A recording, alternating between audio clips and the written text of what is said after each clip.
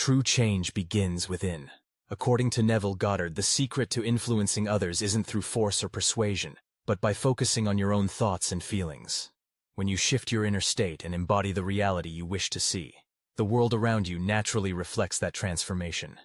Instead of trying to change others directly, cultivate the qualities you admire and trust that your inner alignment will inspire those around you effortlessly. The world, with all its seeming complexity, is but a grand mirror held up to your innermost assumptions. Every interaction, every encounter, every relationship is merely an echo of the dominant ideas you hold about yourself and your place in existence. When you regard another as stubborn, unkind, distant, or difficult, you are merely beholding a fragment of your own self-concept projected outward. No amount of argument, pleading, or external persuasion can alter the mirror if the face you present to it remains unchanged. You must understand, reality does not respond to effort. It responds to identity. It does not respond to how desperately you wish others would act differently. It responds to the silent assumptions you carry as you move through the world. Therefore, if you wish to experience loyalty, you must first assume yourself to be worthy of loyalty. If you wish to know love, you must become the embodiment of love within your imagination. You cannot change the reflection by attacking the mirror. You must change the original image, the self, and the mirror must faithfully follow. This is law, immutable and perfect. When you finally accept that there is no one to change but self, you step into your divine power.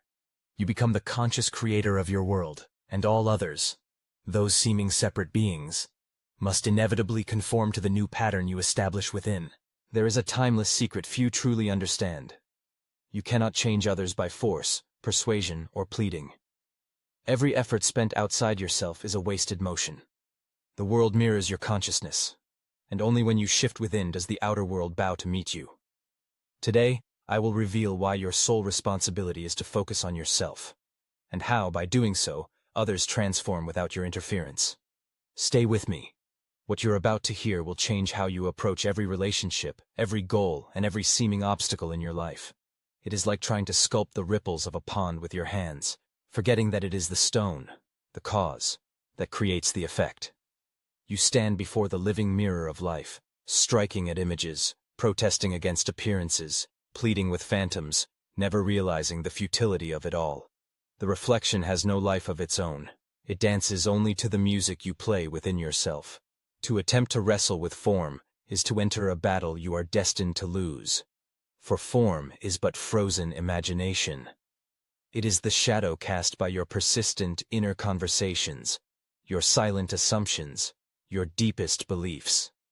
External action without inner transformation is like trying to paint the sky with a brush, a beautiful but hopeless endeavor.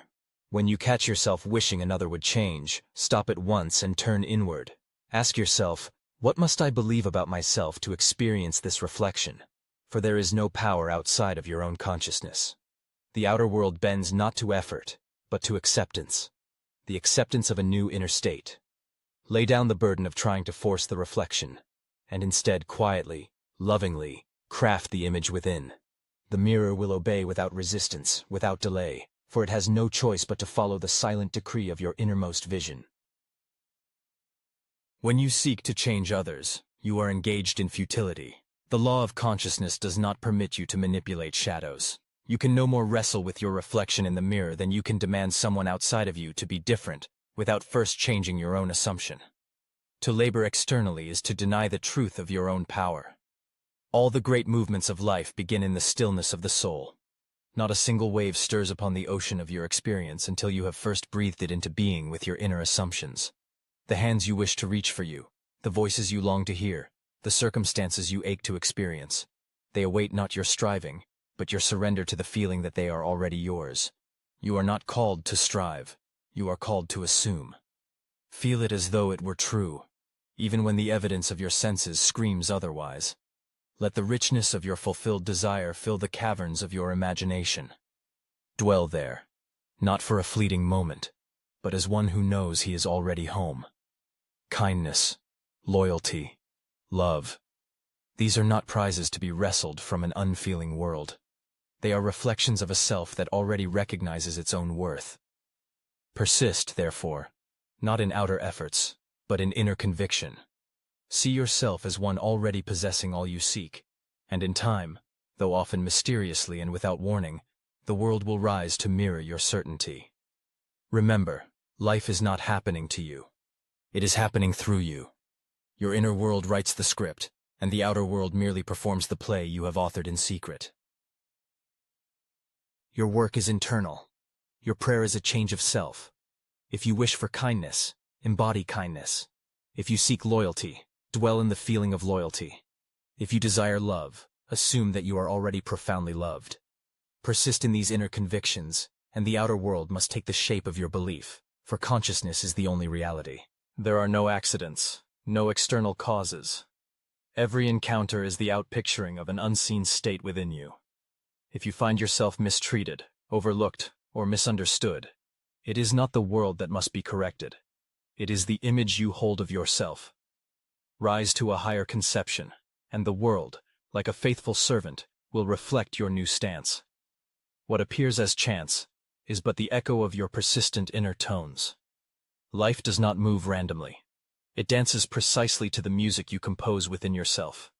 Every seeming injustice, every cold shoulder, every missed opportunity is a messenger bearing witness to the thoughts you most often entertain, not to punish, but to reveal the song you have been singing in the chambers of your heart. You are the dreamer, and the dream, the author, and the tale. If you walk through a world where you feel unseen, it is because you have not yet seen yourself in the fullness of your own glory.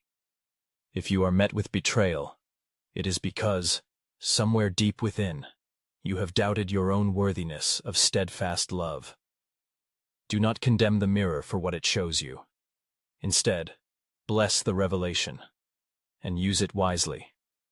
It has come to show you the places within that are calling for light, for attention, for a new conception of self. When you lift yourself to a higher idea, when you dare to assume, without evidence, that you are loved, valued, supported, the mirror must respond, not by your command, but by immutable law.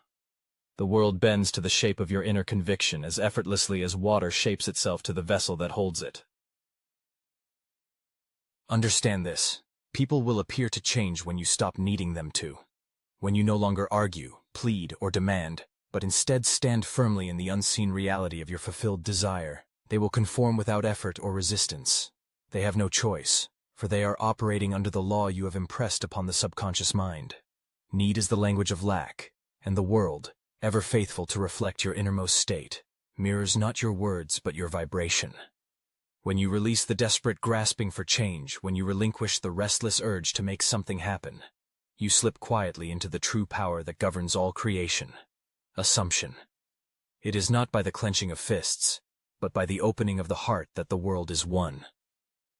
The moment you cease treating others as obstacles to your happiness, and instead move inward to dwell in the end you desire, the masks they wear fall away. They must reveal a face that matches the tone you now hold within yourself. You are forever surrounded by yourself. In dreams, in waking life, in every relationship, it is you, clothed in different forms, playing different parts, but always you. Therefore, to heal, uplift, or transform any aspect of your life, you must look within and accept the divine responsibility. I am the cause of my experience. Thus, as you give up the exhausting need to fix others, you step into the effortless unfolding of life. You become like the sun that does not argue with the flower to bloom, but simply shines and by its shining, causes all life around it to respond. This is not a burden. It is your liberation. It means you need not wait for anyone to change, to apologize, to awaken. You need only assume the feeling of the wish fulfilled now.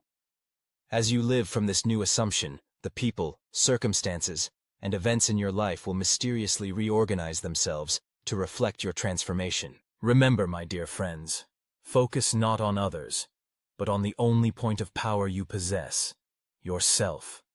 Inwardly claim what you desire to see outwardly, and the entire universe will reshape itself around your silent, unseen decree. You possess a creative power beyond imagination, and it begins and ends within you.